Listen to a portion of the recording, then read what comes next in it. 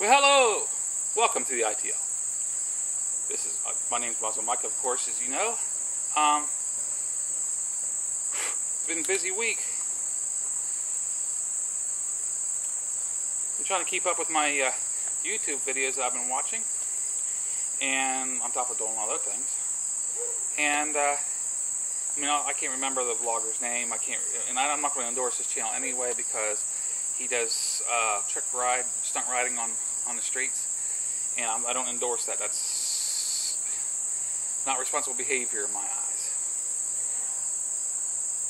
But to go on to say, he did a video, and it was actually a pretty good video, talking about from past to present motovlogging, and how motovlogging has changed in so many ways and got really commercialized with a lot of motovloggers, even the older motovloggers, endorsements and stuff.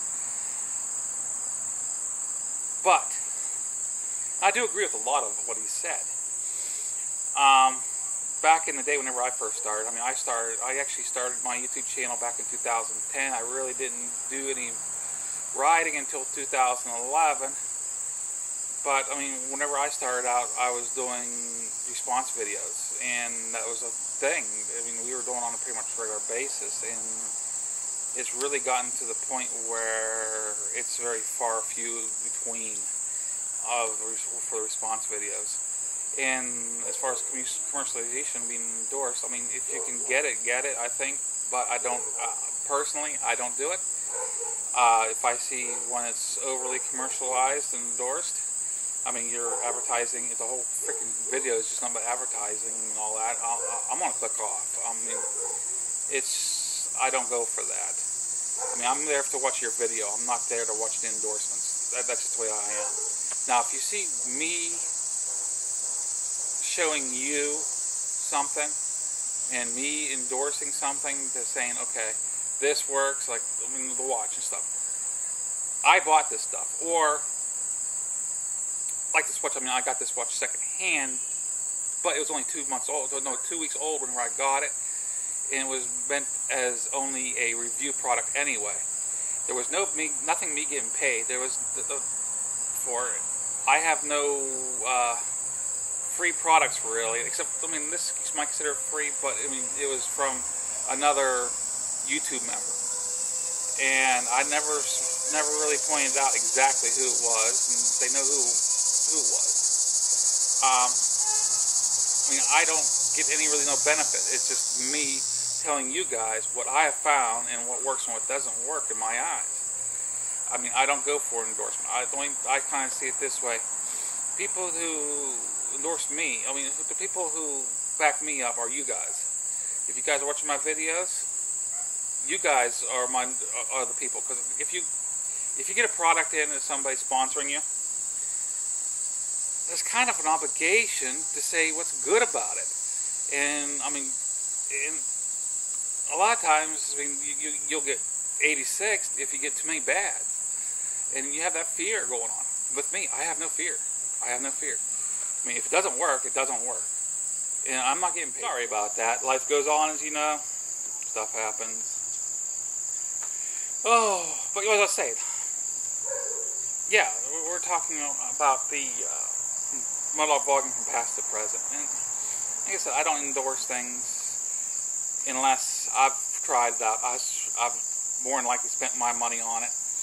I kind of see the people who's keeping my channel alive is me doing the work that I'm doing, and you guys watching the videos. And to be honest with you, is it all about the viewers? No, it's more me enjoying making the videos, making the responses and whatnot, and putting them up. I don't have a mass following for all this, and I like it that way in a way, because it's easier to control, and I get to watch the majority of these guys' videos. Now, this summer's been really tough, keeping up with everything, keeping up with work and everything, and I really haven't been able to get the rides that I've been wanting to, or just alright. It's not that the bike is sitting all the time, I'm just not getting the miles that I really, really enjoy putting on it. And I mean, that's just life right now, and things will settle down. But I mean, motovlogging has changed. We've got there's too many sponsors out there, and people looking for sponsors to make quick money, and I don't really see that as being a motovlogger. I really don't. That might be just me, and that's just the way it is with me. But something else came up also, and I haven't and I was looking down through my Google Plus's stuff, and it really came to my attention. Earlier this week, there was a news crew, I think it was 2 or 3 news crews, was shot by somebody that worked at one point in time in their crew. It was disgruntled. And I mean, the way it came across, it really just, if this would happen with a white person shooting a black news crew, it would be all over the news as being racist and all this crap. And I mean, we all know how this crap plays out, where the news is trying to embellish stuff and everything else. And you can really see how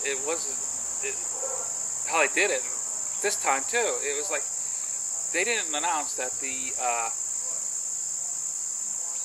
shooter was African American until down the road. They said a man shot a news crew and then committed suicide after being chased by the police. I'm like, wait a minute.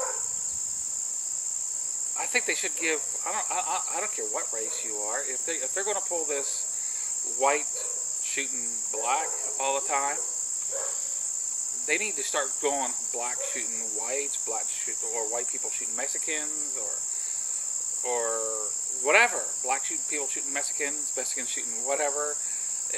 They need to start doing that, because I mean, in my eyes, and it might be wrong of me, but in my eyes, it's even racist for and irresponsible for the news company, the news affiliates, to do this, to say, well, such and such race killed such and such race, and not for certain news stories and not others, just because it's reversed. And there might not have been any racial tension in that incident, but yet, if it was a white on black crime, they would make it as if there's racial tension in that.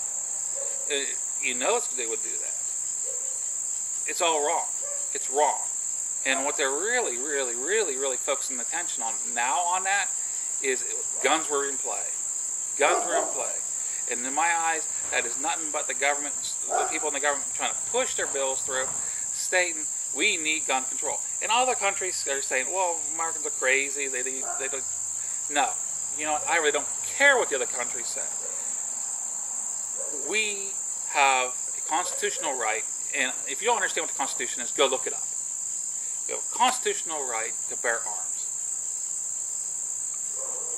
It is our choice to use that right or not.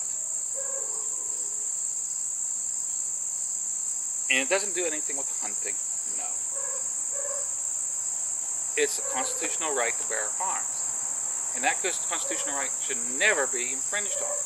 And actually, that constitutional right was put in place to protect us from tyrannous governments.